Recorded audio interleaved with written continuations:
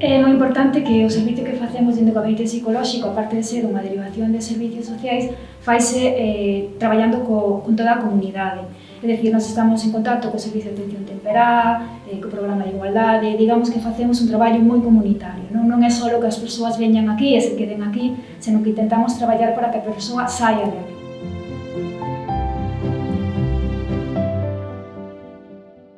O traballo social no eido da saúde mental estaría especializado nalgúna prestación, en algún tipo de asesoramento tamén a nivel social, unha detección tamén das problemáticas que poden vir acompañadas á problemática inicial da persoa, porque non só se trata desde o punto de vista psicolóxico, senón tamén do contorno familiar e social da persoa.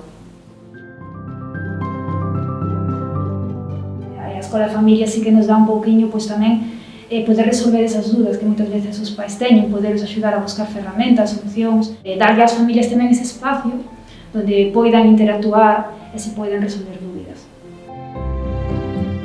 A idea era estar en coordinación cos colexios do instituto para poder ver como organizar de facer a escola de pais, como ben dís, e tratar aqueles temas que máis lles interesen os pais, pero tamén os profesores e mesmo os alumnos. De cara á prevención, de cara á resolución de conflitos familiares, de cara a tratar temas como acoso escolar, como prevención do acoso escolar, diversidade afectivo-sexual, etc. A persona é todo, un todo, entón un todo afecta. Traballamos coa persoa e coa familia, traballamos coa comunidade.